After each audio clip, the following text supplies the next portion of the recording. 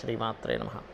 ప్రేక్షకులకి ఆ లలితాంబిక అమ్మవారి యొక్క అనుగ్రహం పరిపూర్ణంగా కలగాలని మనస్ఫూర్తిగా కోరుకుంటూ మనం ఈరోజు మే మాసంలో 1వ తేదీ నుంచి 31వ తేదీ వరకు ద్వాదశ లగ్నాల వారికి, ద్వాదశ లగ్నం తెలియనటువంటి వారు రాసుల నుంచి చూసుకోవచ్చు. వారికి ఏ విధంగా ఈ యొక్క మాసంలో ఏ విషయాల్లో అద్భుతంగా ఉంటుంది, ఏ విషయాల పట్ల కాస్త జాగ్రత్త వహించాలి, మరియు ఏ దేవత ఆరాధన చేసుకుంటే మీకు ఇబ్బంది ఉండదు అనేటువంటిది తెలుసుకుందాం. దానికంటే ముందు అసలు గ్రహస్థితి ఏ విధంగా ఉంది అని చూసుకున్నట్లయితే మనకి మేషంలో రవి గురువుల యొక్క కలయిక ఉంది. కాకపోతే ఈ గురువు మనకి మే 1వ తేదీ 2వ తేదీ నుంచి ఆల్మోస్ట్ 1వ తేదీ ఈవినింగ్ లోపల అండ్ 2వ తేదీ నుంచి వృషభంలోకి మారిపోతున్నాడు. రవి 14వ తేదీ నుంచి, శుక్రుడు అక్కడే ఉంటాడు. అదేవిధంగా కేతువు కన్యారాశిలోని మరియు శని కుంభరాశిలోనే, మీనరాశిలో కుజ బుధ రాహువుల యొక్క సంచారం జరుగుతూ ఆ యొక్క బుధుడు 11వ తేదీ నుంచి మన మేషరాశిలోకి సంచరిస్తాడు. ఈ యొక్క గ్రహస్థితిని అనుసరించి ద్వాదశ రాశుల వారికి ఎలా ఉంటుంది అనేటువంటి విషయం మనం ఇప్పుడు తెలుసుకుందాం. ధనస్సు లగ్నము, ధనస్సు రాశి. ధనస్సు వారికి కనుక చూసుకున్నట్లయితే రాస్యాధిపతి అయినటువంటి గురువు 6వ స్థానంలో ఉన్నాడు. ఈ 6వ స్థానంలో ఉన్నటువంటి గురువు ఉన్నటువంటి స్థితి ఏమిటి అంటే, ఇది ఇన్వెస్ట్మెంట్స్ రిలేటెడ్ సంబంధించిన విషయాలకి మీకు చాలా బాగుంటుంది. సహజంగానే 3వ స్థానంలో ఉండేటువంటి గురువు, శని 6వ స్థానంలో ఉండేటువంటి గురువు, ఈ రెండు కూడా డబుల్ ట్రాన్సిట్ 12వ స్థానం మీద పడుతున్నందుకు విదేశాల కోసం విదేశాలకు వెళ్ళాలి, లేదా ఇక్కడి నుంచి ఇంపోర్ట్ ఎక్స్పోర్ట్ ఏదైనా బిజినెస్ చేయాలి, తండ్రి గారి ఆస్తికి సంబంధించిన విషయంలో ఏదైనా వివాదాలు ఉన్నాయి, ఇటువంటి విషయాలు మీకు క్లియర్ అయ్యేటువంటి సూచనలు కనిపిస్తున్నాయి. కాకపోతే మీరు 11వ తేదీ వరకు జాబ్ రిలేటెడ్ సంబంధించిన విషయాల్లోని, మరియు వివాహ నిర్ణయాలకు సంబంధించిన విషయాల్లోని, అదేవిధంగా ప్రాపర్టీస్ ఏదైనా కొనుగోలు చేసేటువంటి విషయాల్లోని చాలా జాగ్రత్తగా ఉండండి. సప్తమ దశమాధిపతి అయినటువంటి బుధుడు 4వ స్థానంలో నీచి పొందుతున్నాడు. 11వ తేదీ వరకు ఉంటుంది ఆ కాంబినేషన్. కాబట్టి ఈ 11వ తేదీ వరకు ఈ నిర్ణయాలు, ఈ జాగ్రత్తలు చాలా జాగ్రత్తగా ఉండండి. ఎందుకంటే చాలామందికి ఈ కాంబినేషన్ ఉన్నప్పుడు ఏం జరుగుతుందంటే, ఎక్కడో ఏదో ల్యాండో ఫ్లాటో ఏదో ఉందని చెప్పి వాళ్ళకు కొన్ని అడ్వాన్స్ డబ్బులు ఇస్తారు. పలానా రిజిస్ట్రేషన్ పెట్టుకుందామంటే 2 నెలలో ఎంతో టైం పెట్టుకుని ఆ లోపల మిగతా డబ్బులో లోనో ఏదో ఒకటి మనం సెట్ చేసుకుని తీరా రిజిస్ట్రేషన్ చేయమంటే ఏదేదో ఫోన్లు ఎత్తకుండా ఇట్లాంటివి చేస్తుంటారు. కాబట్టి పర్టికులర్గా జాబ్ కోసం వెతికే విషయాల్లో, జాబ్ సంబంధించిన నిర్ణయాల విషయాల్లో, రిజిస్ట్రేషన్ చేసుకునే విషయాల్లో 11వ తేదీ వరకు చాలా జాగ్రత్తగా ఉండండి. అలాగే తల్లిగారి ఆరోగ్య విషయంలో కూడా జాగ్రత్తగా ఉండండి. ఇక ఫినాన్షియల్ గ్రోత్ ఎలా ఉంటుంది? ఆన్లైన్స్లో చేసే బిజినెస్ల విషయంలో బాగుందని చెప్పుకోవచ్చు. కాకపోతే ఈ 11వ తేదీ వరకు ఫైనాన్స్ విషయంలో కూడా చాలా కేర్గా ఉండాలి.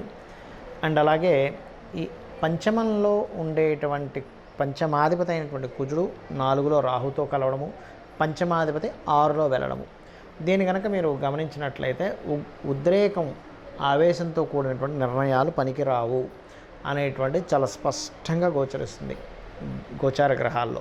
భాగ్యస్థానాధిపతి అయినటువంటి రవి 6లో ఉండేటువంటి గ్రహంతో కలుస్తున్నందుకు ఇది కొంచెం కాంపిటేటివ్ రిలేటెడ్ సంబంధించినటువంటి వాటికి బాగా యోగిస్తుంది 6లో రవి ఉన్నందుకు. కాకపోతే ఈ చతుర్థంలో ఉండేటువంటి రాహు, దశమంలో ఉండేటువంటి కేతువు, ఈ కాంబినేషన్ ఏంటంటే చూడండి, ఒక్కోసారి మనకి అక్కడ ఏమీ లేకపోయినా, ఏమీ జరగకపోయినా, ఏదో ఉందండి, ఏదో జరగబోతుందండి అని ఒక మనసుని ఒక రకమైన దీంట్లో తీసుకెళ్తూ ఉంటాం. అది మన ఉద్యోగం విషయంలో కావచ్చు, జీవిత భాగస్వామి విషయంలో కావచ్చు, పార్ట్నర్స్ విషయంలో కావచ్చు. అంటే తెలియని ఒక అనుమానం, బుద్ధికారకుడైనటువంటి బుధుడు, ఈ కేతు బుధరాశిలో కేతు ఉంటూ బుధుడి రాహుతో కలవడం అనేటువంటి దీనివల్ల ఏమవుతుంటుందంటే, మన ఆలోచన విధానంలో తెలియకుండా కొన్ని డిఫరెంట్ నిర్ణయాలు తీసుకుంటుంటాం. అందులో ముఖ్యంగా చదువు విషయంలో కానివ్వండి, కన్స్ట్రక్షన్స్ విషయంలో కానివ్వండి, తల్లిగారి విషయంలో కానివ్వండి, వివాహ సంబంధించిన విషయంలో కానివ్వండి. మరి దీని నుంచి బయటపడడం ఎలాగా అంటే ఒకటే గుర్తుపెట్టుకోండి, నవగ్రహాలలో మీరు రాహువు, కేతువు, కుజుడు, శని, రాహు, కేతు, కుజుడు, శని, వీలైతే రవి కూడా, ఈ గ్రహాల దగ్గర దీపారాధన చేసి బిల్వపత్రంతో మీరు ఈశ్వరుని మీద బిల్వపత్రాన్ని పెట్టి అభిషేకం చేయడము, ఓం అపర్ణాయై నమః అనే మంత్ర సాధన చేయడము, ఓం మాణిక్య మకుటాకార జానుద్వయ విరాజితాయై నమః అనే నామస్మరణ కనుక చేసినట్లయితే అన్ని విధాల మీకు బాగుంటుంది. చాలామంది నన్ను అడుగుతుంది ఏంటంటే, ఏమంటే మాకు జాతక చక్రం లేదు, డేట్ ఆఫ్ బర్త్ తెలియదు, టైం తెలియదు, నక్షత్రం తెలియదు, మరి మేము ఈ మే మాసంలో ఎటువంటి జాగ్రత్తలు తీసుకోవాలి? మనం జనవరి ఆల్మోస్ట్ డిసెంబర్ నుంచి చెప్తూ వస్తున్నాం. ఫిబ్రవరి నుంచి మే వరకు ఉన్నటువంటి కాంబినేషన్ ఏదైతే ఉందో, సాటర్న్ అంటే శని రవి, శని కుజ, అదేవిధంగా కుజ రాహు, ఈ కాంబినేషన్స్లో వెళ్తున్నాయి. కాబట్టి లైఫ్లో అంటే ప్రపంచవ్యాప్తంగా కావచ్చు, దేశవ్యాప్తంగా కావచ్చు, మనం ఊహించనటువంటి మలుపులు, ఎవరు ఎక్స్పెక్ట్ చేయనటువంటి పోలీస్ డిపార్ట్మెంట్ కావచ్చు, మిలిటరీ కావచ్చు, గొడవలు కానివ్వండి, ఒక రకమైనటువంటి ఉంటాయని చెప్పి నేను చెప్తూ వస్తున్నాను యాజ్ ఇట్ ఈస్గా. ఎందుకంటే ఇదేదో మన గొప్పతనం కాదు, వెరీ క్లియర్లీ మనకి ముండేన్ ఆస్ట్రాలజీ అంటారు, మైథుని జ్యోతిష్యం అని, ఆ యొక్క దాంట్లో చాలా స్పష్టంగా ఉంది కాంబినేషన్స్ అనేవి. కాబట్టి అందరికీ నేను చెప్పేది ఒకటే, మే ఎండింగ్ వరకు కూడా కొంత జాగ్రత్తగా ఉండండి. ఎక్కువగా అంటే ఎక్కువ పబ్లిక్ ఉండేటువంటి ప్రదేశాల్లో కొంత జాగ్రత్తగా ఉండండి. అయితే ఇక్కడ రాశి, నక్షత్రము, లగ్నము ఏమీ తెలియనటువంటి వారు ఒకటే గుర్తుపెట్టుకోండి, వీలైతే మీకు పెద్దగా నేను ఏ పూజలు చేయించుకోలేనండి, కొంచెం నా ఆర్థిక స్తోమత బాగాలేదు అనుకునేటువంటి వారు సింపుల్ టెక్నిక్ ఒకటి చెప్తా. మీకు దగ్గరలో గోశాల ఉంది, చక్కగా పిడికెడు బెల్లం పెట్టండి చాలు, క్యారెట్స్ తినిపించండి, లేదా బీట్రూట్స్ లాంటివి గోవుకు తినిపించండి చాలు, ఇదే మిమ్మల్ని కాపాడుతుంది. అంటే ధనం లేదండి, లేదు అది కూడా తినిపించలేని స్థితిలో ఉన్నానండి అన్నప్పుడు ఇంట్లో కూర్చొని చక్కగా చండీ పారాయణం వినండి. విన్నా సరిపోతుంది, మీరు వెళ్ళి చేసేయాలని రూల్ ఏమీ లేదు, గుర్తుపెట్టి వినండి. లేదంటే నాకు స్తోమత ఉంది, నా దగ్గర 4 డబ్బులు ఉన్నాయి, నేను చేసుకోగలను అన్నప్పుడు మీరు ఖచ్చితంగా చండీ పారాయణం చేసుకోవడము, చండీ హోమంలో పార్టిసిపేట్ చేయండి. దీని ద్వారా ఏమవుతుందంటే మీకు ఖచ్చితంగా మీరు ఏదైతే ఇబ్బంది పడబోతున్నారో ఆ అమ్మవారు మిమ్మల్ని కాపాడుతుంది. అదేవిధంగా కాస్త కుజుడికి, శనికి దానాలది ఇవ్వండి, లేదా కుజ శని గ్రహాల దగ్గర దీపారాధన చేయండి. ఇవి రాశి నక్షత్రం గ్రహం తెలియకపోయినా ఇవి చేయడం ద్వారా మీకు ఈ మంత్ చాలా బాగుంటుంది. బికాజ్ ఆఫ్ కాంబినేషన్స్, అంటే కర్మకారకుడు ఈ శని కుజ రవి ఈ కాంబినేషన్స్తో కనెక్ట్ అయి ఉన్నాడు. కాబట్టి ఈ గ్రహాలకు చేసుకోవడం ద్వారా మీరు చేసే ప్రయత్నము ధనం కోసం కావచ్చు, ఉద్యోగం కోసం కావచ్చు, ఖచ్చితంగా బాగుంటుంది. అయితే ఇక్కడ చాలామందికి ఏంటంటే, ఏమంటే మరి మేము అంటే కొంతమంది అడుగుతూ ఉన్నారు, నాకు దాని గురించి చెప్తున్నాను. ఈ గోచారం గురించి చెప్తున్నారు, లగ్నం గురించి అంటున్నారు, కాసేపేమో రాశి గురించి అంటున్నారు, అసలు ఏది తీసుకోవాలని అడుగుతూ ఉన్నారు. మీకు లగ్నం కనుక తెలిస్తే లగ్నం నుంచే మీ యొక్క గ్రహస్థితిని పరిశీలన చేసుకోవాలి. అంటే గోచార గ్రహాలు కూడా తెలియదు, లగ్నం తెలియదు, రాశి నుంచి చేసుకోవచ్చు సెకండ్ ఆప్షన్. ఎందుకంటే మీరు ఇప్పుడు ఏదైతే అనుభవిస్తున్నారో ఈ జన్మలో, అది భోగం కావచ్చు, రోగము కావచ్చు, నిస్సహాయ స్థితిలో ఉండడం కావచ్చు, ఏవైనా కానీ మీరు అనుభవిస్తున్నారంటే మీరు పోయిన జన్మలో చేసినటువంటి మంచి కర్మ లేదా దుష్కర్మ. కాబట్టి ఈ యొక్క జన్మలో మీకు బాగా బాగుండాలి అంటే పూర్వజన్మలో చేసిన పుణ్యకర్మ రావాలి. ఇబ్బంది పడుతున్నారంటే పాపకర్మ కనెక్ట్ అయిందని అర్థం.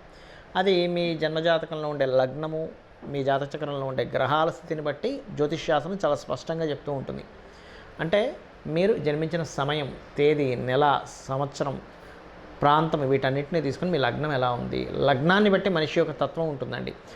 అసలు మనిషినే చూడకుండా చాలా స్పష్టంగా లగ్నాన్ని చూసి ఈ వ్యక్తి ఇలాంటి వ్యక్తి అని చెప్పొచ్చు. అదే జ్యోతిష్శాస్త్రం యొక్క గొప్పతనం. అతని యొక్క ధనస్థానాన్ని బట్టి అతను ఏ ప్రయత్నం చేస్తే ఇతనికి ఫైనాన్షియల్గా బాగుంటుంది, ఏ దేవతారాధన చేసుకుంటే ఇతనికి పూర్వజన్మలో ఉన్నటువంటి పాపము తొలగిపోయి ఫైనాన్షియల్ గ్రోత్ పెరుగుతుంది అనేటువంటి చాలా స్పష్టంగా చెప్పొచ్చు. ప్రయత్నాలు కావచ్చు, గృహం ఏ దిశలో నివసిస్తే బాగుంటుందని కావచ్చు, ఎటువంటివి చదివితే ఇతనికి భవిష్యత్తులో బాగుంటుందని కావచ్చు, ఇప్పుడున్న నడుస్తున్నటువంటి మహాదశ ఎలా యోగిస్తుంది, ఒకవేళ యోగించాలంటే ఏం చేసుకోవాలి. చాలామంది ఏమనుకుంటారంటే జ్యోతిషాస్త్రం అంటే యోగించట్లేదంటే ఏదో వేలు లక్షలు పెట్టి పూజలు చేయించుకోవాలనుకుంటారు. అది పూర్తిగా తప్పండి. మీ దగ్గర ధనం లేదు, అమ్మవారి నామాన్ని రూపాయి ఖర్చు లేకుండా ఇంట్లో కూర్చొని చేసుకోవడం ద్వారా మీరు ఉద్ధరింపబడతారు. ఈ కలియుగానికి ఉన్నటువంటి గొప్పతనం అలాంటిది. అంటే చక్కగా ఇంట్లో కూర్చున్నారు, డబ్బులు లేవు, ఏమి టెన్షన్ పడకండి, నాకేదో గ్రహస్థితి ఇలా అయిపోతుంది అలా అయిపోతుంది, ఏం టెన్షన్ పడకండి. చక్కగా ఇంట్లో కూర్చొని శ్రీమాత్రే నమః చేసుకుంటే మీ పనులు మీరు చేసుకోండి. అలా ఇంట్లోనే కూర్చొని ఏ పని చేయొద్దని చెప్పట్లే. ఇంట్లో మీకు ధనం లేకపోతే శ్రీమాత్రే నమః అనలేరా, అనగలరుగా, చక్కగా అనండి, సరిపోతుంది. అమ్మవారే రక్షిస్తుంది. అమ్మ ఎలా రక్షిస్తుందో అలా చక్కగా అమ్మవారు రక్షిస్తుంది. మీకున్నటువంటి స్థితి ఏదైతే ధనం కోసమా, లేకపోతే ఉద్యోగం కోసమా, వ్యాపార అభివృద్ధి అవ్వట్లేదా, ఖచ్చితంగా అమ్మవారు మిమ్మల్ని రక్షించి తీరుతుంది. కాకపోతే ఏంటంటే మీరు ఫిక్స్ అవ్వాలి, నేను ఇది చేస్తున్నాను, నన్ను అమ్మవారు రక్షిస్తుంది. ఇంకా ఫైనల్ ఇంకోటి మరొకటి లేదు, ఈ విశ్వాన్ని మొత్తం ఇంత పెద్ద విశ్వాన్ని నడిపిస్తున్న అమ్మవారికి మీ చిన్న ప్రాబ్లం తీర్చడం పెద్ద కష్టమా అనేటువంటిది ఒక్కసారి మీరు ఆలోచించి మీ ప్రయత్నం మీరు చేయండి. జాతక చక్రంలో ఉన్నటువంటి దోషాలు ఏమున్నా సరే తొలగిపోతాయి. మరి మీకు ఇక్కడ సందేహం కలగొచ్చామండి గోచార ఫలితాలు ఎందుకు చెప్పుకుంటున్నామని. గోచారము జాతకము రెండు కనెక్ట్ అయినప్పుడు మనకు ఒక మంచి ఇన్సిడెంట్ జరగడానికి బాగుంటుంది. గోచారం అనుకూలంగా లేనప్పుడు, మన జాతకం అనుకూలంగా లేనప్పుడు ఎటువంటి సిచ్యువేషన్స్ మనకు ఏర్పడతాయని చెప్తున్నటువంటిదే గోచారం.